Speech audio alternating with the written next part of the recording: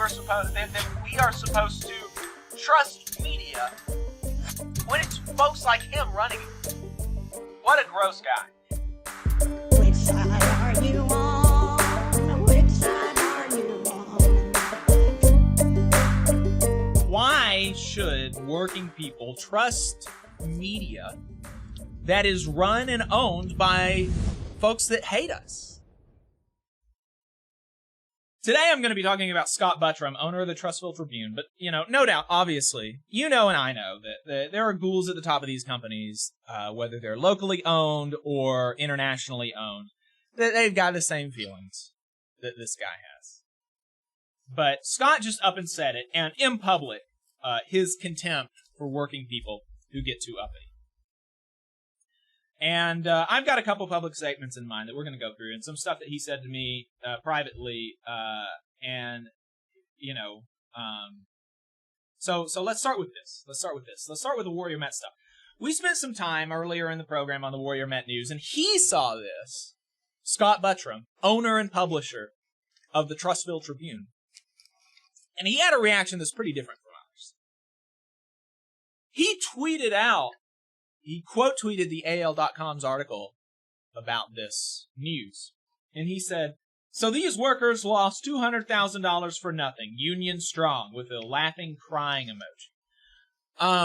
And what an evil, ghoulish thing to say and do. To just laugh at the suffering and the sacrifice of our people. Laugh at the suffering and the sacrifice of people, just generally. Why would you take pleasure in the suffering of others? It's not even like an ideological thing. He was just laughing at these people's suffering. And so, I replied on Twitter, but I also reached out to him privately as well to express how gross I thought that was. And, I did, and I meant to burn the bridge there, because what a fucking pig, right? But, and I reached out to him privately though, because he had previously treated me with some amount of respect, and so I half thought maybe this is a half decent guy who's conservative and wealthy, but interpersonally maybe he's he's just like the people that I know in my life, right? That are conservative but are, I would say, good people, and because we had a long conversation actually in the Trustville Tribune that was meant for both of us to co-publish on both of our platforms. He has not sent me the files, nor has he released it on his end, as far as I can tell. And I don't know why, because I don't think it was a particularly embarrassing conversation for him. I don't think, I don't think that I feel like I made my points well, and, I'm not an idiot, right? And I'm I speak decently in front of a camera, but I don't think that I just absolutely destroyed him and dunked on him, and that if his audience sees this, they will be, converted to unionism and hate him, right? I don't think that's the case. And so I don't know why he hasn't, maybe he just, I don't know. It was weird, because after the conversation, he spoke, he was like, I feel like I've, gained a friend and, somebody that I respect with different opinions. And, I love seeing young people. I love seeing young people that are active. Even if you disagree with me, I just love seeing young people that are active, and it just gives me hope for the future, blah blah blah. All this bullshit. Just blowing smoke up my ass, right? And I have believed it, because I'm a sucker for flattery. But so I reached out to him privately, because we had this previous relationship, to express how gross I thought it was. Because that's gross. That's not just having a different opinion than me about the value of unions and collective action, and right? I mean, that's and I was talking to you, Adam, yesterday about this, and sitting here wondering if like, it's maybe just a character flaw that that I can get along with people that have different opinions on me than me about other issues that are of no doubt important to other, like I can have a friendly relationship with somebody that is anti-abortion because that's like my whole family, right? And it's one way to see that is that it's easy for you not to have stake in this because you're not a woman and you don't but like my family who is anti-abortion or my family who is ideologically anti-union or my friends that are ideologically like anti Medicare for all or something like this, they believe, it seems to me, that their ideas would bring about the best for the most people, right? And we just disagree about that. But where there is evidence of people being harmed, I don't think they like rejoice in that. Like if they when they see these stories about these people that are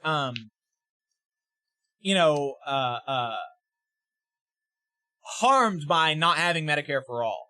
I don't think they like laugh at it when they see these stories about people who, are not allowed to get abortions because of a law and that inflicts some amount of suffering on them. I don't think they laugh at that. But this guy is laughing at these people for losing, for having lost a battle, and no doubt they suffered for it. They no doubt lost, probably $200,000 that they could have made if they hadn't gone on strike, potentially, right? And so this is a big loss for these people, and he's laughing at them, and so that just seems qualitatively different to me than just having a different opinion about the effectiveness of unions or this or that or the other thing. So I was really like grossed out by it. And I let him know. And then he comes back at me with like just more evidence that this is a bad person, Like he comes back at me with showcasing his ignorance about the subject. He was like, keep losing. That's a great strategy. Keep failing workers. Take workers out on strike a month after a new administration kills the demand for coal and expect it to work out well. And that's just totally the opposite of what happened. Like he doesn't have the first clue about this strike. He doesn't have the first clue about these people. He doesn't have a first clue about this company. He doesn't have the first clue about the dynamics and why the strike failed. He doesn't have nothing. He knows nothing about this. Absolutely not a thing. And he's laughing at these people. He's laughing at our people. He's laughing at his people, right? These are Alabama workers that fought against, not our people, international private equity firms, leeches, people who don't do the work, who are taking from them and asked them to give up more after they sacrificed and saved the company, right? And he's laughing at them losing. And then, the final thing he said after I explained this to him, and I explained how, actually in that conversation that you haven't released yet publicly, which is weird, I explained all this to you, so now not only are you ignorant, you're willfully so. You're just a rube. You are not an intelligent or caring person about this. Like, you don't know anything. And then he said, 2 years, nothing. Unions are for losers. And so, like, this is a guy who just has a deep contempt for working people who get too uppity. Just a deep, like, what's guttural, visceral hatred for when working people stand up for themselves. But, look, he's a capitalist, right? He's a capitalist. He's an owner. He profits off of the labor of others, right? And so, it makes sense. It is in his material interest to have this visceral feeling. And he's a guy who likes to consider himself one of the good ones, too, in our conversation, he talked about how, oh, yeah, well, the Trustville Tribune was failing, and, I just felt so bad for our community, trying to make his investment decision into some, like, high-minded whatever, right? Like, oh, I just felt so bad for the community losing our local paper after so long, so I bought it. I bought it, and I kept it running, and, we're doing better now than ever, and whatever, and I'm so proud of blah, blah, blah, blah, blah, right? Trying to make his investment decision into this moral thing. So this episode obviously showed that he has a deep contempt for working people. And so, like, why should we trust the Trustville Tribune to be fair to working people? Why should we trust? And this is another thing to just show that he's just an idiot. He's never thought about the role that he plays in media for even a second, because he said one of the things that he was going to take away from our conversation that hasn't been aired publicly for some reason. One of the things he was going to take away is that I told him it's political what stories you choose to publish. Because he was talking to me about, one of the things that's wrong with news nowadays is people always put a spin on it. So I just want to give people the facts and let them choose, let them decide, blah, blah, blah, right? And so I told him, I was like, look, even let's say that every time you report on a story, which this is almost certainly not the case, especially knowing him now. But let's just even give him the benefit of the doubt. Every single time he reports on a story, he gives the reader every relevant fact about the story. The choosing of the story is political.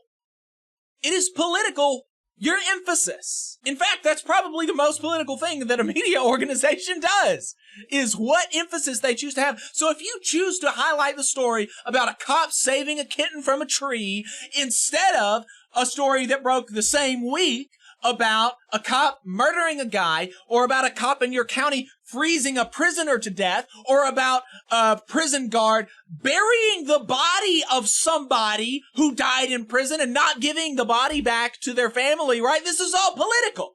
What you choose to emphasize is political, right?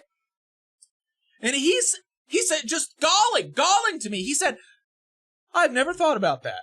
Oh, wow, that's I'm going to take that away. That's something that I'm really going to chew on. What do you mean that's something you're going to... You own a damn newspaper! Like, what? That's crazy! Crazy, this guy. And so another thing that he did a few weeks before is that he follows me on Twitter, and so he sees some of the things that I post, and so I saw that my union hosted and had speak one of the Memphis 7, one of the 7 Starbucks baristas who were fired for their union organizing. And so she spoke at my union, the American Federation of Government Employees, our legislative convention last week in D.C. So I was really proud of that. I was like, that's really cool. I'm really proud of my union for highlighting the work of this young organizer, lifting her up. That's really cool. So I tweeted it, and he found the same tweet, and he quote tweeted it. And he said, the Starbucks union, protecting employees from the workplace hazard of espresso machines and coffee makers. And it's like, here again, in the same way that he's like laughing at the suffering of coal miners, which is a culturally, ostensibly coal miners are a culturally resonant demographic for his ilk, for conservative people, ostensibly, unless they get too uppity. But here we've got a barista who is not a somebody who his ilk thinks highly of, even though they are also workers, and even though they are also, face issues in the workplace, right? He, reacted with contempt to the idea of her standing up for herself and fighting for herself and her coworkers. And, this isn't something necessarily that I would have said maybe while we were on better terms. But when I saw that, the thing that I immediately thought was I remembered him blowing smoke up my ass about, we don't agree, but it's nice to see somebody so active, blah, blah, blah, blah, right? And here is this young black woman doing the exact same thing as me, but better, right? I've never been invited to an international unions convention to speak. I haven't been fired for organizing and then been reinstated. She's just objectively done more than I have in at least certain things, but in the same field. And so, he's like, oh, you're so active, blah, blah, blah. And here's this black woman doing the same thing, and he's ridiculing her. Like, how is that not both contempt for working people, but also, like, racist as hell? So, anyway, what a gross guy. What a gross pig ghoul. What a gross guy. And so how is it that we are supposed to trust media when it's folks like him running it? And of course he's not the only one. Do you not think that the people at CNN and Fox News and MSNBC and even AL.com, the venture capitalists that own AL.com, these people, they all hate us? You just saw a clip from the Valley Labor Report. We are live every Saturday morning from 9:30 a.m. till 12:30 p.m. And we pride ourselves on keeping all of our content free to everybody so that we can talk to as many working folks as possible. If you support the work that we're doing, you think that it's important, you think that it's good, then consider making a monthly contribution to the project, and you can do that on our website, tvlr.fm.